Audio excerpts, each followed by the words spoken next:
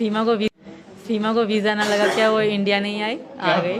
हाथों पे क्या है ये कट है सर। कैसे बॉर्डर पार करते लगेगा? इनसे लड़ाई में लगे अभी तो, ये तो अभी लगे थे, हम लड़े थे यहाँ भारत। पता चला कि यहाँ गुस्सा आ जाए। इनको समझा दें, सास तुम्हारी जितने आपको क्यूट लग रहे हैं इतने क्यूट ना है।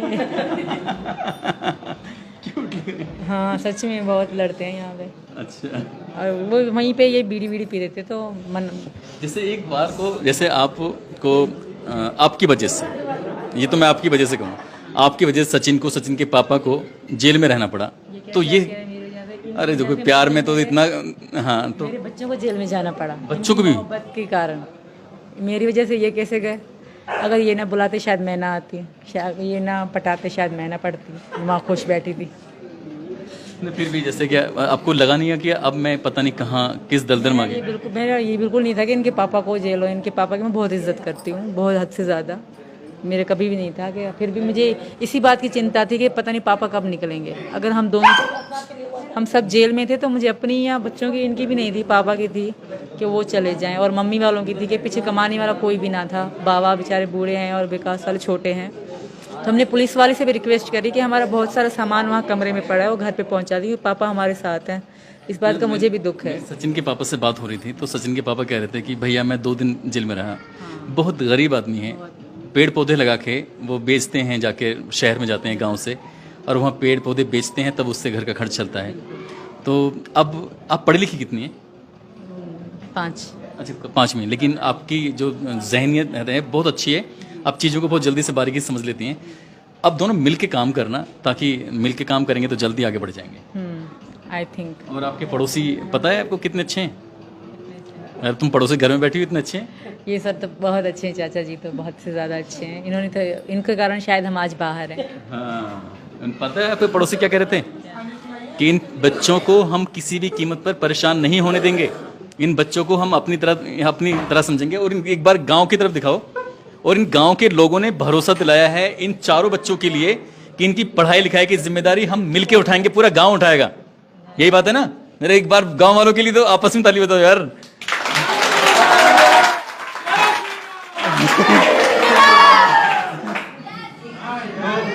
तो इसलिए बच्चों को लेके तो आप बिल्कुल बेफिक्र हो जाइए।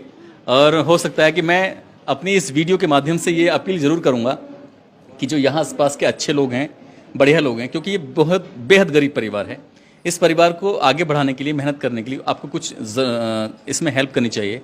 यहाँ के स्थानीय विधायक हों या फिर स्थानीय प्रशासन हो, इस परिवार की आर्थिक रूप से मदद करे ताकि इन चारों बच्चों की परवरिश, बाकी अभी आगे प्रशासन ने कुछ ना कुछ तो सोचा ही होगा इन बच्चों को लेकर कि बच्चे यहाँ रहेंगे नहीं रहेंगे, क्या शर्तें हैं क्या नहीं शर्तें हैं। ये तो खैर ये टेक्निकल चीज़ें हैं, मैं इस बारे में नहीं, लेकिन मैं भावनात्मक रूप से बात कर रहा हूँ। क्योंकि अगर हमने कोई जिम्मेदारी ली है तो उस जिम्मेदारी को हमें पूरी ईमानदारी के साथ निभाना है। ऐसा नहीं, ये खेल एक दिन का नहीं है, ये खेल कम से कम हर बच्चा जब 18 साल तक कंप्लीट नहीं हो जाएगा तब तक उसकी एजुकेशन का भी सवाल है। हालांकि सरकार एजुकेशन को लेकर अच्छे कदम उठाती है, लेकिन आप जैसे आपको अपना खोया हुआ प्यार है, मिल गया है, तो ऐसे ही बच्चों के लिए क्या सोचा है आपने अपने लेवल पर?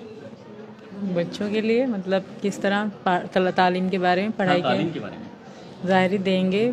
आज ऐसा नया दौर है, फास्ट है बिल्कुल, तो पढ़ाई तो बच्चों की लाजमी है। अभी 3 पढ़ेंगी, ये बाद में। पहले तो यही प्रार्थना है भगवान से कि हमें यहाँ की मतलब मिल जाए इजाज़त रहने की, ताकि हम यहाँ के आधार कार्ड बनवा लें, नागरिकता मिल जाए। आपके हस्बैंड जो सऊदी अरब में बैठे हैं अपील कर रहे हैं कि मुझे मेरी पत्नी मेरे बच्चों को वापस भेज दो, रिक्वेस्ट कर रहे हैं, रो रहे हैं, अभी और नाटक भी कर सकते हैं, कुछ भी कर सकते हैं, तो अगर वो कामयाब हो जाते हैं तब क्या करोगी? वो नहीं होंगे कामयाब। अगर हो जाते हैं तो मर जाऊंगी, पर यहाँ से नहीं जाऊंगी सर। इन्होंने कहा कि मर जाऊंगी, लेकिन यहाँ हिंदुस्तान की इस सरजमी को छोड़ना नहीं है, सचिन का साथ नहीं छोड़ना है। और मैं सचिन की मम्मी को, सचिन के पापा को एक बार फिर से सैल्यूट करता हूँ, क्योंकि उन्होंने एक नहीं 4 बच्चों को इस सीमा हैदर के साथ अपनाया है। और वाकई ये बहुत बड़े कलेजे की बात है, और इस गांव के बड़ा कलेजा है। क्यों? क्योंकि इस गांव ने इनको अपना लिया है, यहाँ के आसपास के लोगों ने इन्हें अपनाया है। और दोस्तों, इस पूरी घटनाक्रम को, पूरी कहानी को सुनाने का उद्देश्य भी किसी को परेशान करना नहीं है, बल्कि दिखाना था आपको कि इस दुनिया में कितने कितने बड़े दिल वाले लोग रहते हैं। और सचिन, उनके परिवार को एक बार फिर से शुभकामनाएं, जो बहुत ही अच्छी